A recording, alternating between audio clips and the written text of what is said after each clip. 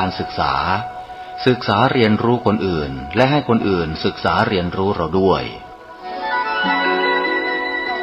พระสงฆ์อยู่ได้เพราะศรัทธาจากศาสนิกและศาสนิกอยู่ได้เพราะปัญญาจากพระสงฆ์หน้าที่หลักของพระสงฆ์คือการทำงานเผยแผ่ชี้ทางสวรรค์คือทำให้คนที่ยังไม่เข้าใจมีความเข้าใจถูกต้องแม้ในสิ่งเล็กน้อยก็ตาม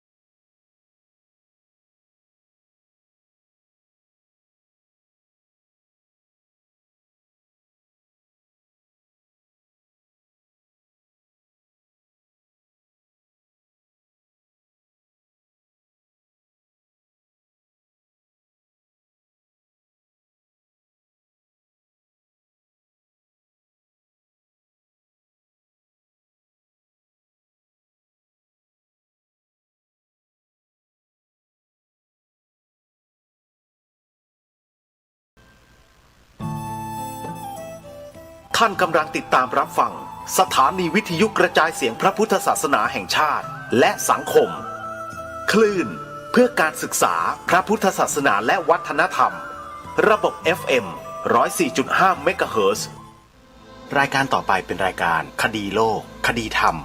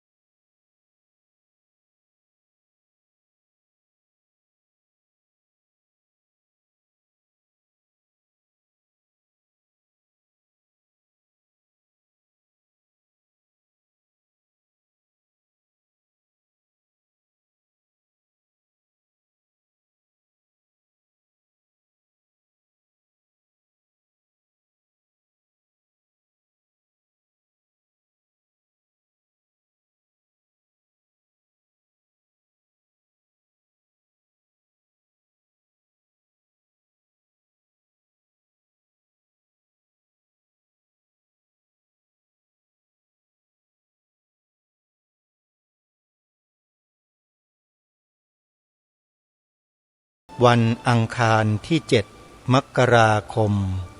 พระพุทธศักราช 2568 รายการคดีโลกคดีธรรมมาพบกับสาธุชนเป็นปกติทุกวันจันทร์ถึงวันศุกร์และวันเสาร์อาทิตย์ทางสถานีวิทยุแห่งนี้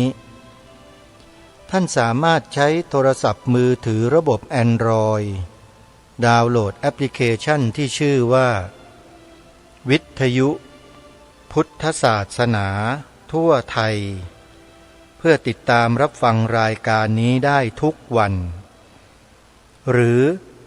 สามารถติดตามรับฟังรับชมทาง YouTube ได้ที่ช่องวัดฝายหินถ่ายทอดสดในเวลา 11 นาฬิกาและสามารถดูย้อนหลังได้ YouTube อีกช่องหนึ่งที่สามารถติดตามรับชมรับฟังรายการคดีโลกคดีธรรมได้คือธรรมะภาคเหนือ2 ช่องนี้ได้นำรายการคดีโลกคดีธรรมทางสถานีวิทยุไปทำการตัดต่อเป็นวิดีโอแล้วเผยแพร่ให้สาธุชนได้ติดตามรับฟังกันขอกราบขอบพระคุณเจ้าอาวาสวัดฝายหินและครูบาอาจารย์ ที่ท่านได้ทำคลิปวิดีโอรายการคดีโลกคดีธรรมช่วยเผยแพร่ในโลกโซเชียลเพื่อให้พี่น้องประชาชนคนไทยลูกหลานไทยของเราได้สดับรับฟังเนื้อหาสาระที่ทางรายการได้นำมาเสนอในแต่ละวันเนื้อหาสาระที่นำมาเสนอนั้นส่วนมากก็จะเน้นเรื่องราวในประวัติศาสตร์ที่สำคัญจับประเด็นมาเฉพาะ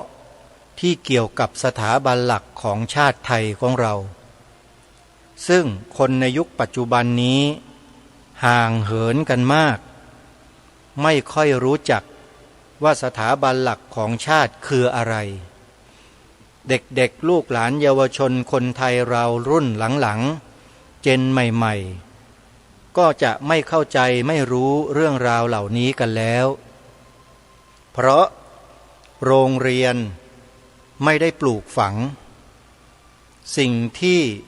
เป็นสาระเป็นประโยชน์เป็นสิ่งที่ไม่มีโทษมีแต่ประโยชน์และคุณค่าต่อความมั่นคงของประเทศทั้งนั้น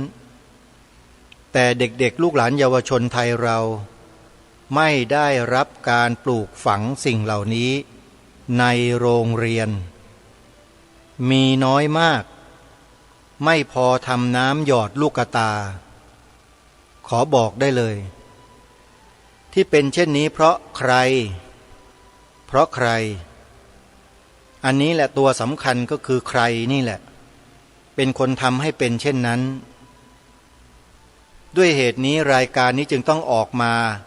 ในรูปแบบที่ท่านฟังอยู่ทุกวันเพื่อกระตุ้นเตือนพวกเราทุกคน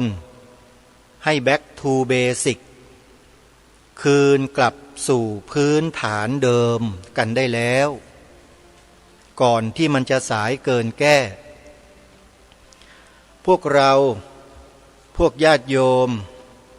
ครูบาอาจารย์ที่มีอายุมากกว่าเกิดก่อนอาตมาเกิดก่อนผมท่านจะปฏิเสธเรื่องพวกนี้ไม่ได้เพราะหลักสูตรที่ท่านทั้งหลายเรียนมาเนี่ยก็เป็นหลักสูตรเดียวกับที่ผมเรียนนี่แหละหลักสูตรชั้นป .7 กระผมและอาตมาภาพเนี่ยเรียนหลักสูตรเก่าอยู่นะวิชาศิลธรรมวิชาหน้าที่พลเมืองยังมีอยู่ในโรงเรียนเลยตอนนั้นเรียนอยู่ชั้นประถมปีที่3พอขึ้นชั้นประถมปีที่4เมื่อปีพระพุทธศักราช2521ปรากฏว่าหลักสูตรการศึกษาของชาติเปลี่ยนใครเป็นคนเปลี่ยนทำไมเหตุผลก็คือคำตอบในปัจจุบันนี้แหละที่เขาเปลี่ยนหลักสูตรก็เพราะต้องการให้เด็กๆลูกหลานเยาวชนคนไทยเราเป็นอย่างที่เราเห็นเรารู้เราสัมผัสนี่แหละเขาต้องการให้เด็กมันเป็นแบบนี้เขาไม่ได้ต้องการให้เด็กเป็นเหมือนอย่างพวกเราที่เป็นผู้ใหญ่ในสมัยนั้นเรานี่เคยเป็นเด็กสมัยนั้นได้รับการพร่ำสอนให้รู้จักที่สูงที่ต่ำรู้จักว่าอะไรควรไม่ควรมีสัมมาคารวะเคารพต่อผู้ใหญ่และผู้ใหญ่เองก็ให้สิ่งที่ดีๆแก่เด็กๆคือคำสอนที่ดีสอนให้ทำคุณงามความดี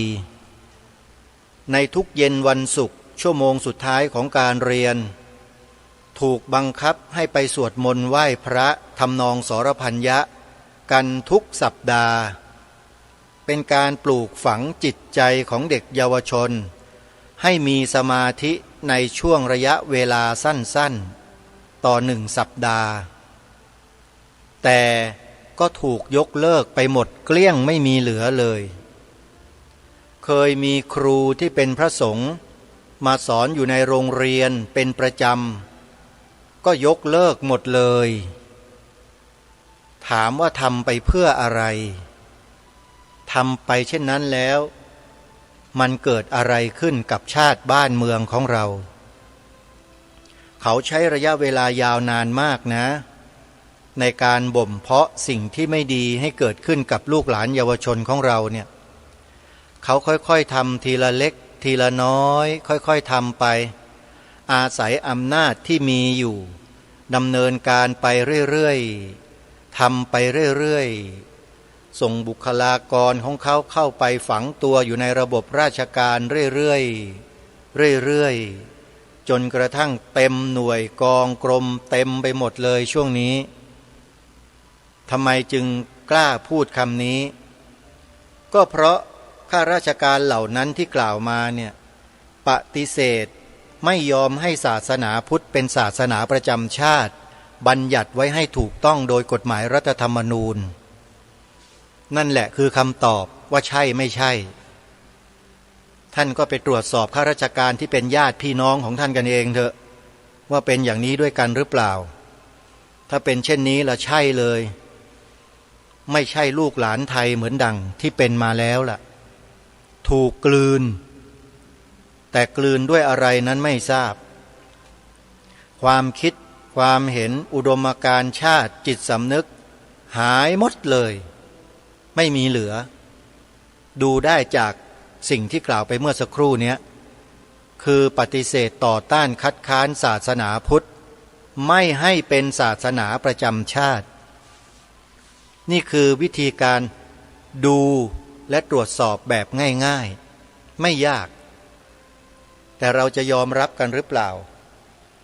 อาจจะมีคนตะแบงไปข้างๆเอาสีข้างเข้าถูก็ได้มีทำไมจะไม่มีล่ะพวกสีข้างเข้าถูเนี่ยเห็นอยู่บ่อยๆตะแบงไปเรื่อยบ้านเมืองนี้เป็นมาอย่างนี้ไม่ยอมรับ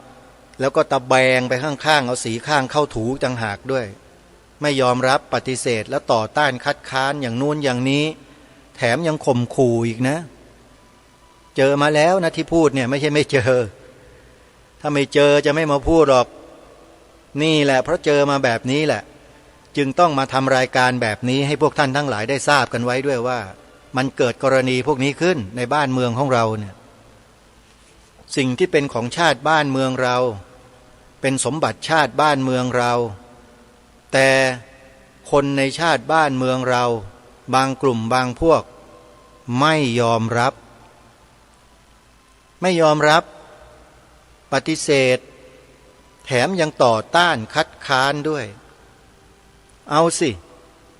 ท่านลองพิสูจน์ดูได้ด้วยตัวเองข้าราชการที่เป็นญาติพี่น้องของท่านลองไปทดสอบดูดิฮะนี่ไอ้เองมึงอะไรต่างๆก็แล้วแต่จะเรียกกันพี่สาวน้องสาวป้าน้าอาก็แล้วแต่เห็นด้วยไหมจะบัญญัติไว้ในรัฐธรรมนูญให้ศาสนาพุทธเป็นศาสนาประจำชาติคุณไปถามดูดิคุณไปถามดูได้เลยแล้วคุณจะรู้เลยว่าเขาเป็นยังไงความคิดของเขาเป็นยังไงนั่นแหละคือผลพวงของการเปลี่ยนแปลงหลักสูตรชาติเมื่อประมาณ 30-40 ปีที่ผ่านมาถ้าผู้ดำเนินรายการคือกระผมและอาตมาภาพไม่ได้อยู่ในหลักสูตรนั้นไม่ได้เรียนหลักสูตรนั้นก็จะพูดไม่ได้เหมือนกันแต่เพราะเรียนมาเข้าโรงเรียนชั้นประถมปีที่หนึ่งเมื่อปีพระพุทธศักราช 2518 ปี 18 19 20 ป .3 พ 21 ป .4 หลักสูตรเปลี่ยนเลยหายเลยฮะวิชาศิลป์ทำหน้าที่พลเมืองหมดไม่มีเหลือประวัติศาสตร์ชาติไทยถูกละลายเกลี้ยงหมดเลยแต่เผอิญว่า3 ปี3ชั้นเรียน1 2 3ชั้นประถมเนี่ยนะชั้นประถมต้นเนี่ยถูกปลูกฝังมาด้วยดีในเรื่องเหล่านี้ประวัติศาสตร์ชาติไทยบรรพบุรุษไทยความกตัญญูกตเวทีความจงรักภักดีความเคารพเลื่อมใสศรัทธาในพระพุทธศาสนาถูกปลูกฝังมาตลอดทั้ง3 ปีพอขึ้นป .4 ป .5 ป .6 ความรู้สึกนั้นเปลี่ยนไม่ได้เลยยังคงเหมือนเดิมแล้วเมื่อมาเจอปัญหาบางอย่างที่เกิดขึ้นกับพระพุทธศาสนาของเราด้วยแล้วเนี่ยยิ่งแกร่งยิ่งแข็งกว่าเดิมเยอะเลยเพราะมารู้ถึงต้นสายปลายเหตุที่ชัดเจนว่า ที่เป็นเช่นนี้เกิดมาจากอะไรและใครเป็นผู้ทำให้มันเกิดขึ้นพอรู้แล้วก็แข็งกว่าเดิมอีกจิตสำนึกนี่หนักแน่นกว่าเดิมเยอะเลยไม่เช่นนั้นคงจะมานั่งพูดอยู่แบบนี้คงไม่ได้ท่านผู้ฟังจริงไหมฮะมีใครจะเปลืองตัวเปลืองเวลามาพูดเรื่องพวกนี้กันบ้างอ่ะไม่มีหรอกเขาก็พูดเรื่องอื่นพูดแล้วได้ตังค์ได้เงินได้คนนิยมชมชอบพูดแล้วเป็นที่นิยมของคนนู้นคนนี้เป็นที่เคารพศรัทธาเลื่อมใสเขาก็พูดเรื่องอื่นไปแต่จะมาพูดอย่างรายการนี้พูดแล้วคนเขาด่าคนเขาว่าตำหนิคนมาห้ามไม่มีใครเขาพูดกันหรอกทำไมล่ะถึงไม่พูดหนึ่งเพราะไม่รู้สองรู้แต่รู้ไม่เท่าทันเขาสามอันนี้หนักหน่อยเป็นพวกเดียวกับเขามันมีสามประเภทอะที่ต่อต้านคัดค้านไม่เห็นด้วยนะคอยฉุดกระชากลากถูคอยอะไรต่างๆอย่างนู้นอย่างนี้เนี่ยก็มีอยู่สามประเภทนี้แหละแต่ไม่มีปัญหาเพราะว่ารายการคดีโลกคดีธรรมนี้นะเป็นรายการที่ตั้งใจในการทำรายการให้เป็นแบบนี้มาตั้งแต่ต้นเคยเสนอชื่อรายการให้กับศูนย์พิทักษ์พระพุทธศาสนาแห่งประเทศไทยตั้งแต่ก่อตั้งขึ้นมาครั้งแรกปี2544-45จะจัดรายการวิทยุทาง AM 1422ชื่อรายการอะไรดีในที่ประชุมเขาประชุมกันตอนนั้นเป็นกรรมการผู้บริหารอยู่เขาก็เสนอกันอย่างนู้นนี้อาตมาก็เลยเสนอว่าเอารายการคดีโลกคดีธรรมดีกว่านะดูและจะเหมาะสมกับการทำงานนิดนึงปรากฏว่าที่ประชุมไม่เห็นด้วยไม่เห็นชอบแต่เห็นชอบกับอีกชื่อหนึ่งเขาก็เลยมีมติรับรองชื่อรายการว่ามองโลกมองธรรมก็เลยจัดรายการชื่อว่ามองโลกมองธรรมกันมาโดยตลอดจัดไปจัดมาจัดไปจัดมาก็ต้องมีอันยกเลิกรายการเพราะไม่มีวิทยากรมาจัดอย่างต่อเนื่องขนาดท่านเจ้าคุณจัดรายการอยู่เป็นประจำทุกวันก็ต้องฝากรายการให้กับผู้ดำเนินรายการที่กำลังพูดอยู่เนี่ยไปจัดรายการแทนเขาหลายครั้งแม้แต่รายการบางรายการของผู้บริหารของมหาวิทยาลัยมหาจุฬาลงกรณราชวิทยาลัยอย่างดร.พระมหาต่วนสิริวันโนท่านเจ้าคุณพระราชปัญญาเมธีสมชัยกุศลจิตโตอดีตรองอธิการบดีฝ่ายกิจการต่างประเทศท่านอาจารย์พระมหาดร.ต่วนนี่ก็รองอธิการบดีฝ่ายประชาสัมพันธ์และเผยแผ่ก็ให้ไปจัดรายการแทนท่านที่กรมประชาสัมพันธ์นี่บ่อยมากสมัยนั้นเนี่ยในฐานะที่จบหลักสูตรของนักเผยแผ่ธรรมะทางวิทยุกระจายเสียงซึ่งเป็นหลักสูตรของมหาวิทยาลัยมหาจุฬาลงกรณราชวิทยาลัยในรุ่นที่7จบในรุ่นที่7ก็ได้สอบผู้ประกาศผ่านเป็นผู้ประกาศของกรมประชาสัมพันธ์อยู่ด้วยอีกตำแหน่งหนึ่งสาธุชนผู้ฟังทุกท่านการที่พวกเราอยู่ดำรงมั่นในประเทศชาติบ้านเมืองนี้มาอย่างสงบร่มเย็นมาเป็นระยะเวลาที่ยาวนานพอสมควรเนี่ยก็เพราะบรรพบุรุษบรรพชนไทยของเราสืบสารรักษาต่อยอดวัฒนธรรมจารีตประเพณีดำเนินวิถีชีวิตเป็นรูปแบบเฉพาะมาช้านานแล้วท่านก็ฝากพวกเราไว้ในรูปแบบของสัญญลักษณ์เอกลักษณ์อัตลักษณ์ต่างๆผ่านด้านตัวอักษรสื่อภาษาต่างๆเอาไว้มากมายหลายประการแต่พวกเราในยุคนี้ไม่นำพากันเองไม่ยอมอัญเชิญมาไม่ยอมหยิบยกมาถ่ายทอดให้ลูกหลานเยาวชนคนไทยของเราเองกลับไปหลงไปเชื่อใครก็ไม่รู้ให้ยกเลิกหลักสูตรซึ่งเป็นอัตลักษณ์เอกลักษณ์ของชาติบ้านเมืองของเราเนี่ยยกเลิกหมดเลย แล้วไปเอาของใครมาก็ไม่รู้มาทำเป็นหลักสูตรของชาติบ้านเมืองและเด็กเยาวชนลูกหลานเราก็รับเอาสิ่งเหล่านั้นน่ะเข้าสู่จิตใจเข้าสู่สมองไปมาก็กลายเป็นเด็กเยาวชนอย่างที่เรารู้เราทราบกันนี่แหละเป็นไงล่ะเห็นข้อเปรียบเทียบกับตัวเราเองสมัยก่อนไหมล่ะว่าต่างกันเยอะแยะมากมายเพียงใดเราอาจจะมองว่าโอ้ยไม่เป็นไรหรอกแค่ลูกแค่หลานเราแค่คนเดียวคนอื่นคงไม่เป็นอย่างลูกหลานเรามั้งคิดผิด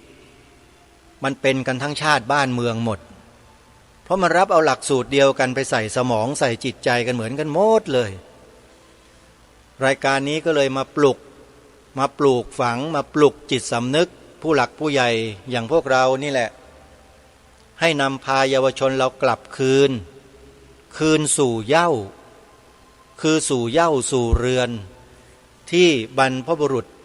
ได้สืบสารรักษาต่อยอดกันมานั้น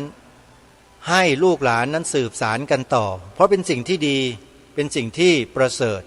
เป็นสิ่งที่เป็นประโยชน์ไม่มีโทษใด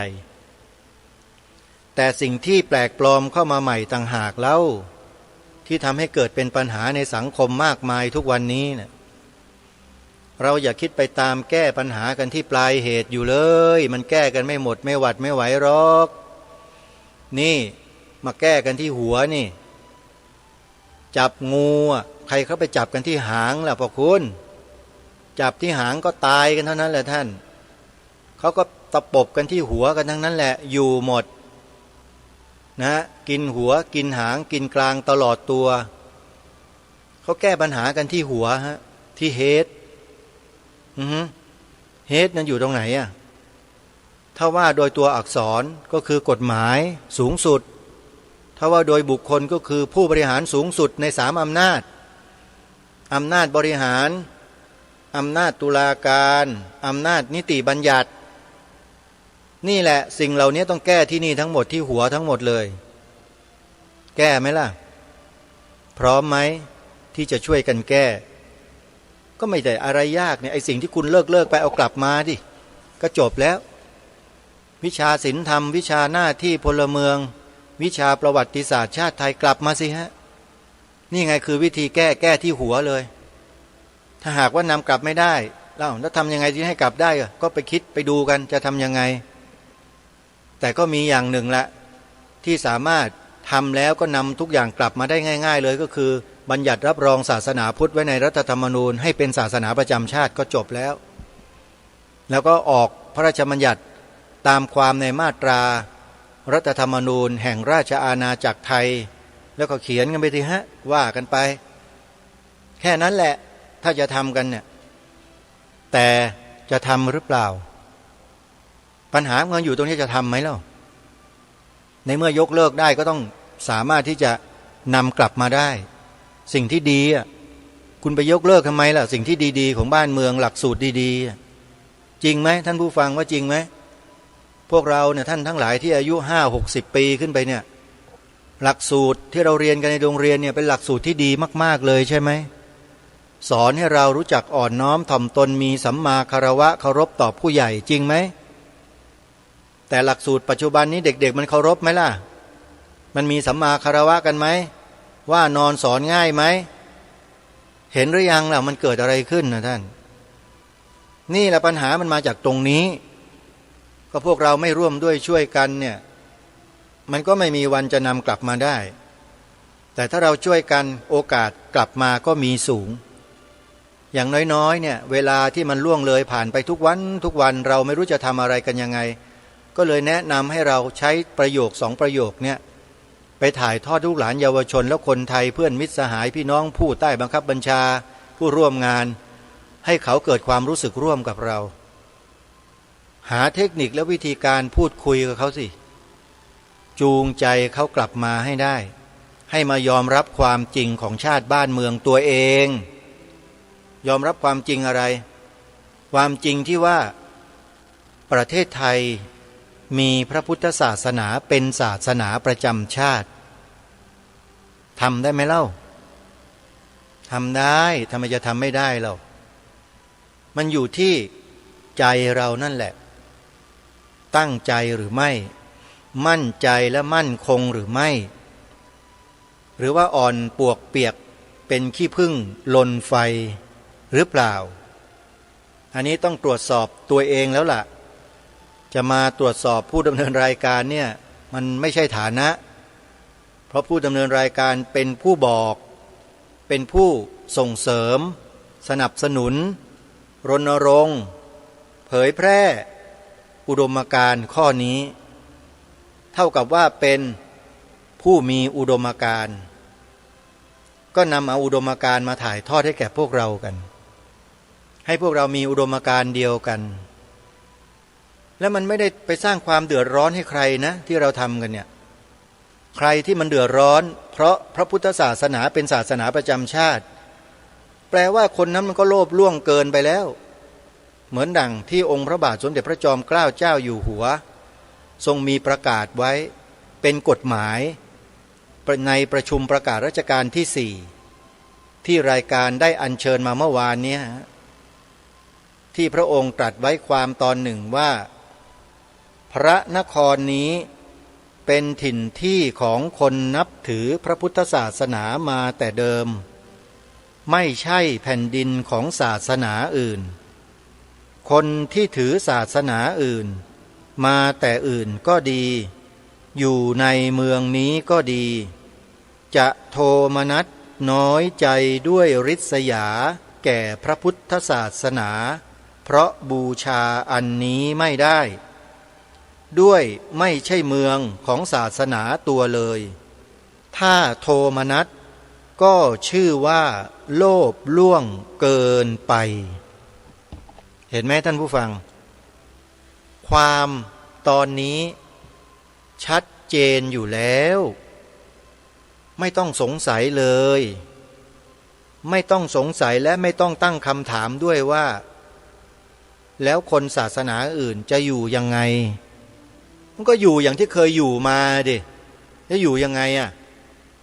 แล้วที่เดือดร้อนเนี่ยใครมันเดือดร้อนนักหนาถ้าบัญญัติไว้ในรัฐธรรมนูญว่าศาสนาพุทธเป็นศาสนาประจำชาติเดือดร้อนเพราะอะไรเดือดร้อนเพราะอะไรไม่เห็นจะต้องเดือดร้อนอะไรเลยนี่ที่ผ่านมาอยู่กันมาได้ก็อยู่กันไปสิฮะก็ไม่ต้องไปเดือดร้อนดิ้นรนอะไรกันหรือว่าเป็นคนพวกโลภล่วงเกินไปหรือเปล่าที่พยายามจะดิ้นรนกระเฮี้ยนกระหือรืออยากได้อยากมีอยากเป็นอะไรหรือเปล่าถ้าอย่างนั้นก็ช่วยอะไรไม่ได้มันเกิดจากจิตใจของคุณโลภละโมบโลภมากเองไม่รู้จักพอไงมันก็เดือดร้อนด้วยตัวเองไม่มีใครมาทำให้เดือดร้อนซะหน่อยสิ่งที่เรากล่าวเราแสดงเราพูดเราณรงค์กันนี้คือสิ่งที่เป็นอยู่ในบ้านในเมืองเรามันเป็นมาอยู่แล้วอย่างนั้นแต่มันขาดการปลูกฝังไปช่วงหนึ่งเพราะถูกเปลี่ยนหลักสูตรไงเมื่อก่อนนี้เขาพูดกันเกลอเลยใช่ไหมในโรงเรียนน่ะพระพุทธศาสนาเป็นศาสนาประจำชาติไทยใช่ไหมพ่อแม่พี่ป้าน้าอาปู่ย่าตายายจำกันได้ใช่ไหมเล่าสมัยนี้มีไหมไม่มีเพราะจุดไปถามอปพสดูที่ไม่มีเพราะอะไรเขามีข้อมูลทั้งนั้นอย่างที่ทางรายการได้บอกนะฮะคือเรื่องเหล่านี้ขนาดพูดพวกเราก็ยังนิ่งเฉยยังกระอักกระอ่วนยังจะต่อต้านกันอยู่ในใจเลยแล้วถ้าไม่พูดล่ะมันจะเงียบสงบไปกว่านี้อีกสักเท่าไหร่ลองคิดดูนี่ขนาดกระตุ้นทุกวันนะยังนิ่งเฉยยังแสดงอาการปฏิฆะเล็กๆออกมาในใจจริงไหมคนที่กำลังมีปฏิฆะอยู่กำลังบ่นอยู่ในใจพูดอะไรนักหนาจริงป่ะเห็นไหมฮะคนเหล่านี้ไม่ต้องไปหวังหรอกขนาดพูดถึงขนาดนี้แล้วยังไม่กระตุ้นกระเตื้องอะไรเลยแถมยังติดลบอีกนะใจเนี่ยอย่าคิดว่าไม่รู้นะรู้นะไม่ใช่ไม่รู้ว่ามีอยู่แต่ไม่ใช่ปัญหาเพราะคนพวกนี้ไม่มีประโยชน์อยู่แล้วไม่มีประโยชน์ในส่วนนี้ เพราะเขาไม่เห็นด้วยมันจะมีประโยชน์อะไรแต่คนไม่เห็นด้วยจริงไหมไม่มีประโยชน์เขาจะไปสนใจทำไมสนใจแต่คนที่เขาใส่ใจตั้งใจแล้วเขาช่วยเราดีกว่าอันนี้ต้องขออนุโมทนาบุญกับทุกท่านด้วยเราทำอะไรก็ตามอย่าหวังสิ่งตอบแทนให้ตัวเองอย่าเห็นตัวเองสำคัญทำงานเพื่อส่วนรวมแล้วเนี่ยต้องลดตัวเองลงให้มากที่สุดตัดคำว่าอัตตาตัวตนอีโก้ออกให้มากที่สุดอย่าให้มันมีอำนาจเหนือกว่าจิตใจของเราอีโก้อัตตาตัวตนยึดมั่นถือมั่นทิฏฐิมานะอย่าให้มันมาครอบงำจิตของเราขอให้เรามีจาคะมีปัญญาให้มากๆจาคะคือเสียสละให้มากปัญญาความเฉลียวฉลาดต้องมีให้มากเฉลียวฉลาดไม่ใช่โกงนะบางคนฉลาดแต่โกงไอ้นี่ก็ใช้ไม่ได้เหมือนกันต้องไม่โกงต้องซื่อสัตย์สุจริตอย่างสุดๆเลยนะเหมือนอย่างที่รายการได้ทำอยู่ทุกวันนี้ก็ถือว่าเป็นความซื่อสัตย์สุจริตแบบสุดๆพอสมควรเลยแหละนะฮะถ้าไม่เป็นเช่นนี้ก็คงจะกล่าวพูดอะไรลักษณะเช่นนี้คงไม่ได้หรอกเพราะรู้อยู่ว่าพูดออกไปแล้วคนก็ไม่ชอบขี้หน้าไม่พอใจกันมีก็เป็นเรื่องปกติก็รู้แล้วทำไมจะไม่รู้เล่าว่ามีก็บอกแล้วไงว่าไม่ได้ให้ค่าคนพวกนี้หรอกไม่มีความหมายสำหรับการทำหน้าที่อันยิ่งใหญ่ของเราที่เราต้องการให้ชาติบ้านเมืองนั้นเป็นปกติสุขสาธุชนจำกระแสพระราชดำรัสของพระบาทสมเด็จพระบรมชนกาธิเบศรมหาภูมิพลอดุลยเดชมหาราชบรมนาถบพิตรที่พระองค์ตรัสถึงเรื่องการทำให้ทุกคนเป็นคนดีเนี่ยทำไม่ได้แต่ทรงส่งเสริมให้คนดีมีอำนาจเพื่อปกครองคนไม่ดีเรายังจำกันได้หรือเปล่าเดี๋ยวจะขออัญเชิญมาอ่านให้พวกเราได้ฟังกันสักหนึ่งรอบเพื่อเตือนสติพวกเราให้พวกเราเกิดความรู้สึกว่าเราก็เป็นหนึ่งในนั้นนะเพราะฉะนั้นอย่าเฉยกันอยู่เลยมาช่วยกันดีกว่าก็จะได้มีสำนึกในข้อนี้กันเกิดขึ้นบ้างเดี๋ยวลองมาฟังกันดูนะพระบรมราโชวาทนี้พระองค์ตรัสไว้เมื่อวันที่11 ธันวาคมพระพุทธศักราช 2512 เป็นพระบรมราโชวาทในพิธีเปิดงานชุมนุมลูกเสือแห่งชาติครั้งที่ 6 ณ ค่ายลูกเสือวชิราวุธอำเภอศรีราชาจังหวัดชลบุรีความว่าในบ้านเมืองนั้นมีทั้งคนดีและคนไม่ดีไม่มีใครจะทำให้ทุกคนเป็นคนดีได้ทั้งหมดการทำให้บ้านเมืองมีความปกติสุขเรียบร้อยจึงมิใช่การทำให้ทุกคนเป็นคนดีหากแต่อยู่ที่การส่งเสริมคนดีให้คนดีได้ปกครองบ้านเมืองและควบคุมคนไม่ดีไม่ให้มีอำนาจไม่ให้ก่อความเดือดร้อนวุ่นวายได้นี่คือพระบรมราโชวาทที่เป็นอมตะที่องค์พระบาทสมเด็จพระเจ้าอยู่หัวรัชกาลที่ 9 ตรัสไว้พระราชทานไว้ตั้งแต่ปีพระพุทธศักราช 2512 วันที่ 11 ธันวาคมนี่ก็ใกล้จะครบรอบแล้วเพราะฉะนั้นสาธุชนผู้ฟังทุกท่านนิยามคำว่าคนดีเอาไว้ให้ดีๆนะอย่าไปนิยามผิดประเภทนะโยมคนดีตามความหมายในพระบรมราโชวาทของพระองค์นั้นเป็นคนดีอย่างไรถ้าจะให้เปรียบเทียบแบบอย่างแล้วก็คือดีอย่างพระองค์นั่นแหละพ ระองค์ทรงมีหลักธรรมที่ครองพระชนชีพของพระองค์ท่านมาตลอดตั้งแต่พระองค์ทรงเสวยราชสมบัติทรงเข้าสู่พระราชพิธีบรมราชาภิเษกตั้งแต่นั้นเป็นต้นมาเลยคำที่พระองค์ทรงประกาศเป็นพระปฐมบรมราชโองการนั่นแหละคือสิ่งที่ทำให้พระองค์ทรงเป็นแบบอย่างของคนดีความตอนนั้นก็คือเราจะครองแผ่นดินโดยธรรมเพื่อประโยชน์สุขแห่งมหาชนชาวสยามและธรรมะที่อยู่ในพระราชฤทัยของพระองค์ท่านมีอยู่10ประการคือ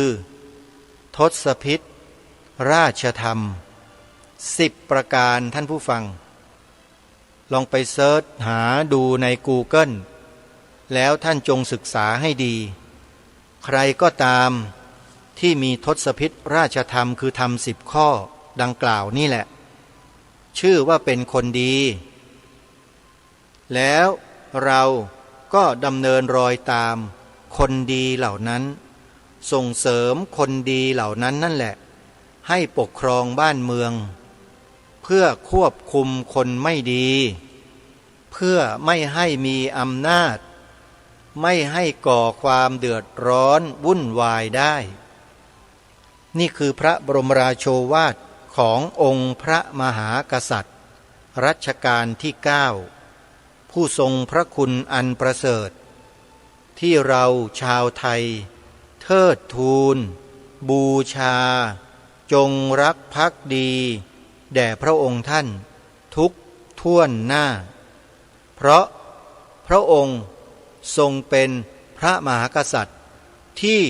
ยอดดีที่สุดในโลกเป็นผู้ปกครองที่ดีที่สุดในโลกใครก็ตามที่มีอำนาจปกครองคนในสังคมไม่ว่าจะอยู่ในตำแหน่งใดก็ตาม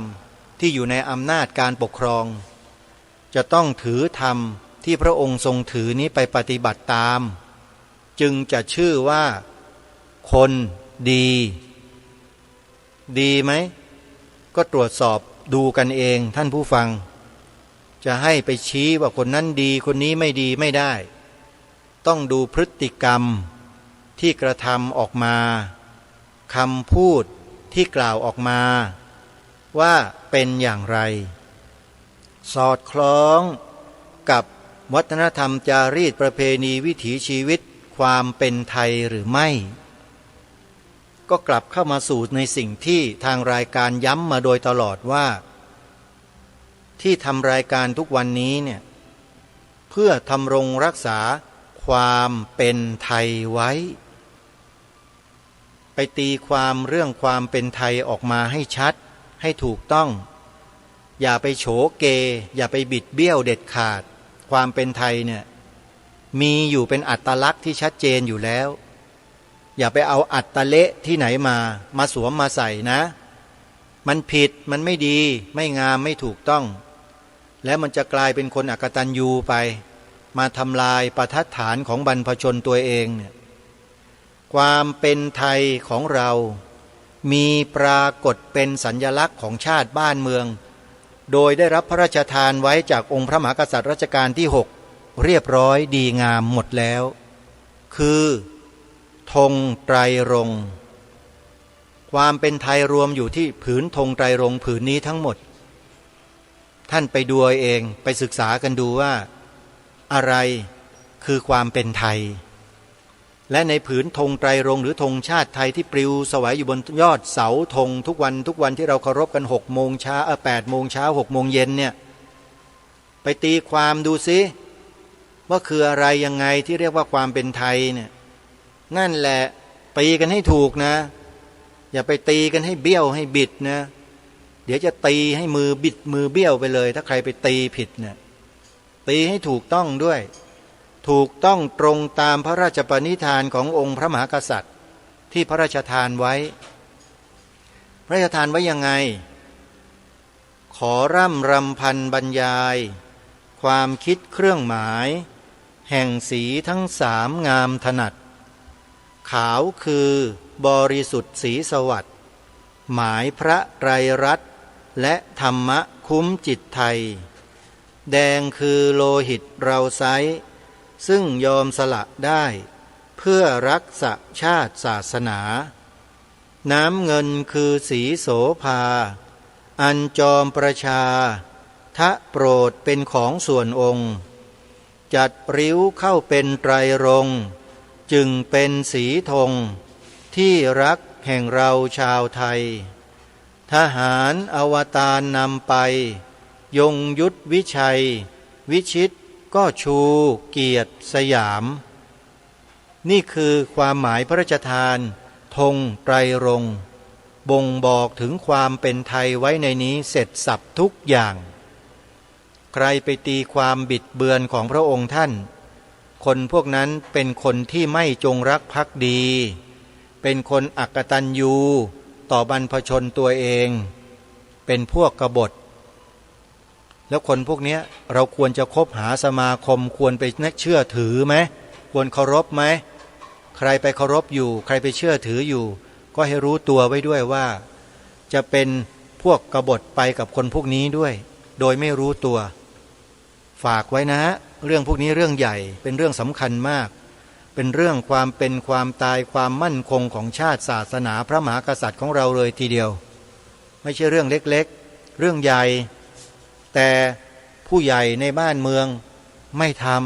ำไม่ทำเขาไม่ทำทำไมไม่ทำเพราะอะไรล่ะไม่รู้ไปพิจารณากันเองนะอย่าให้ทางรายการนี้พูดบ่อยเลยแต่มีคนเขารู้นะลองไปถามเขาดูสิใครล่ะอปพส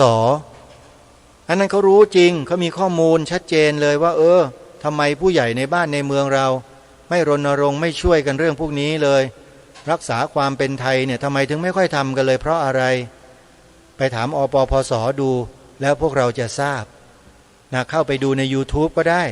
ที่เขาพูดไว้ที่เขาแสดงไว้หยิบยกหลักฐานหลายๆอย่างที่เราไม่เคยรู้กันมาก่อนเนี่ยเอามาตีแผ่กันเต็มไปหมดเลยตอนนี้พอเห็นข้อมูลแล้วก็ทำให้เราเนี่ยหายสงสัยไปหลายเปราะเลยเมื่อก่อนนี้สงสัยอยู่เรื่อยสงสัยว่ารายการคดีโลกคดีธรรมเอาอะไรมาพูดอยู่ได้พูดแต่เรื่องซ้ำๆเรื่องเดิมๆเรื่องเก่าๆพูดทำไมน่าเบื่อพอไปฟังอปปสแล้วไปเจอจังเบอร์เลยโอ้โหหลักฐานเต็ม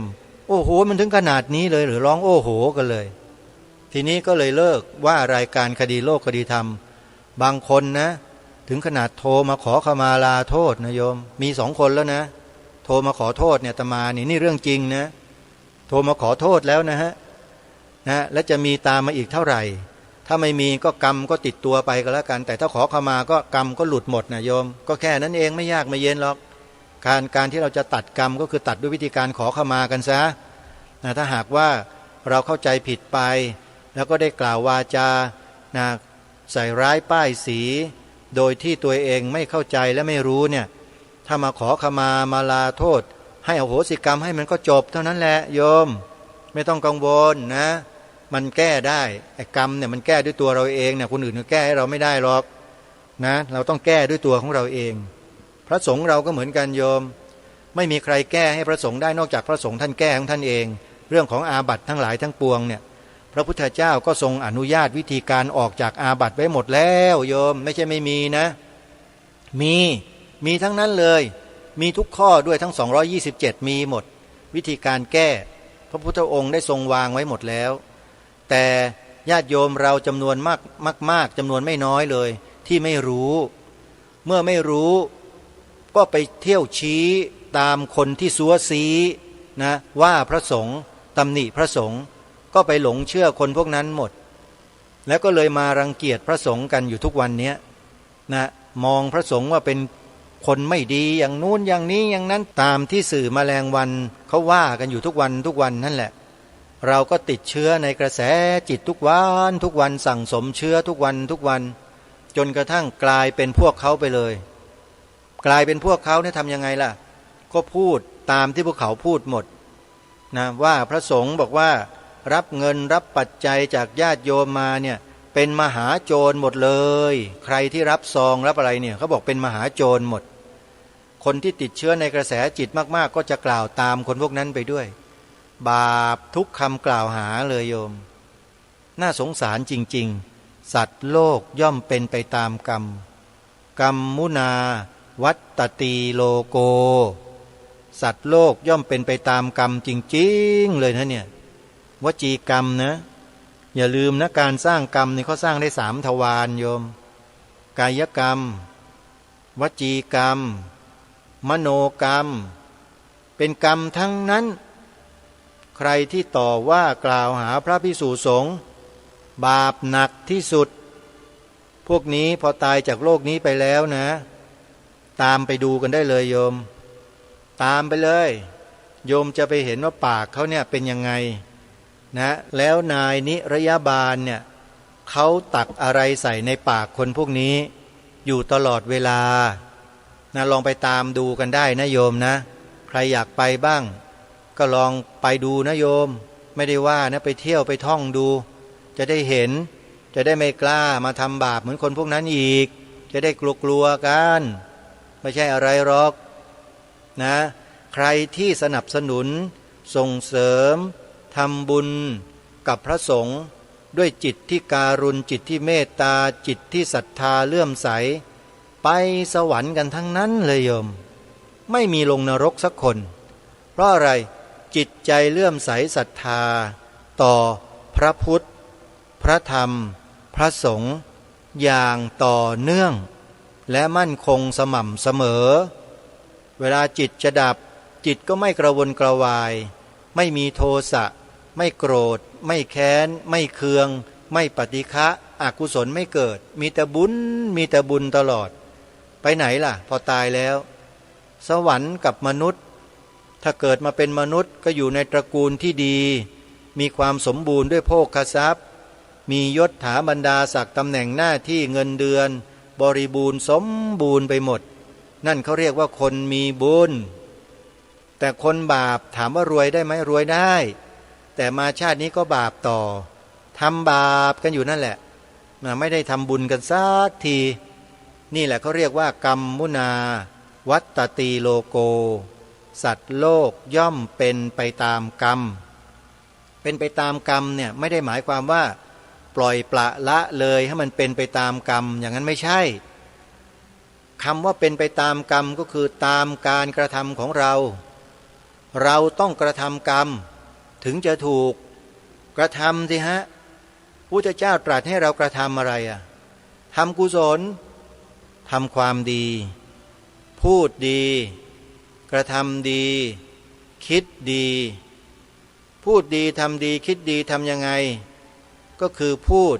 ทำคิดในสิ่งที่ถูกต้องแต่ทุกวันนี้ถูกต้องกันไหมล่ะถูกต้องไหมเรื่องศาสนาพุทธเป็นศาสนาประจำชาติไทยเนี่ยคือสิ่งที่ถูกต้องใช่ไหมล่ะบ้านเมืองเราเนี่ยมีศาสนาพุทธเป็นศาสนาประจำชาติถูกต้องไหมโยมถูกต้องไหมพระคุณเจ้าแล้วคนที่ปฏิเสธและบอกว่าไม่ใช่บอกว่าไม่ได้บัญญัติไว้ในรัฐธรรมนูญจะนำมาเขียนในตำรับตำราเรียนไม่ได้ถึงขนาดทำหนังสือไปฟ้องร้องไปเรียนไปข่มขู่อธิบดีกรมวิชาการนู่นนะคนพวกนี้นี่ได้ข่าวว่าตายไปแล้วคนที่เขียนหนังสือถึงอธิบดีกรมวิชาการว่าให้ตัดคำว่าพระพุทธศาสนาเป็นศาสนาประจำชาติไทยที่มีเขียนไว้ในผังมโนทัศน์ของตำราเรียนวิชาพระพุทธศาสนาของเราคนที่เขียนหนังสือไปโต้แย้งน่ะตายไปแล้วโยมตายไปไม่รู้ไปอยู่ที่ไหนโยมไม่ต้องลงไปหานะลำบากโยมนะแล้วก็จะรอคิวตายกันอีกหลายคนเลยเนี่ยคนที่ต่อต้านคัดค้านพระพุทธศาสนาของเราเนี่ยรอกันอยู่ไม่ต้องห่วงไปหมดแล้วไม่มีเหลือหรอกไม่ได้แช่งนะเป็นไปตามธรรมชาติเหตุปัจจัยใครเกิดมาเท่าไหร่ก็ตายเกลี้ยงแม้แต่คนพูดอยู่นี่ก็ตายโยมไม่มีใครเหลือหรอกแต่ตายแล้วไปไหนนั่นแหละคือสิ่งที่สำคัญไปแล้วไปยาวนะไปนานด้วยพระพุทธเจ้าทรงอุบัติขึ้นมาไม่รู้กี่พระองค์เนี่ยก็ยังอยู่ในขุมนั้นอยู่เลยนะ คนที่ทำสิ่งที่ไม่ดีกับพระพุทธศาสนาไว้เนี่ยเบียดเบียนทำร้ายทำลายรังแกทุกสิ่งทุกอย่างต่อพระเจ้าพระสงฆ์ต่อคนพุทธชาวพุทธต่อพระพุทธศาสนาต่อพระสัมมาสัมพุทธเจ้านี่พวกนี้นานไปอยู่ในขุมเหล่านั้นนานมากนะไม่ต้องนับวันนับเดือนนับปีนับไม่ได้โยมนับไม่ถ้วนเอาเถอะใครทำอย่างไรก็ได้อย่างนั้นท่านสาธุชนทั้งหลายนะวันนี้ปรารภไปปรารภมาก็หมดเวลาอีกเช่นเคยก็เลยยังไม่ได้พูดเรื่องอื่นเรื่องใดเลยโยมเพราะว่ามาเน้นความสำคัญในเรื่องเหล่านี้กันเพราะว่าในปีนี้นะปี68เนี่ยถ้าเรายังนิ่งๆเฉยๆกันอยู่ระวังนะมันจะมีอะไรที่แปลกๆเข้ามายึดบ้านยึดเมืองง่ายๆเลยเชียวทำเป็นเล่นไปนะโยมนะขอบอกไว้ก่อนอย่าประมาทตัวเดียวเท่านั้นแหละอย่าประมาทให้ร่วมด้วยและช่วยกันฝากไว้ท้ายรายการวันนี้เวลาของรายการหมดท่านผู้ฟังต้องขอสมมติยุติไว้แต่เพียงเท่านี้พบกับรายการได้ใหม่ในวันต่อไปขอความสุขความสวัสดีในธรรมแห่งองค์สมเด็จพระบรมศาสดาสัมมาสัมพุทธเจ้าจงปรากฏเกิดมีขึ้นในจิตใจของท่านผู้ฟังทุกท่านทุกคนเทินขอเจริญพร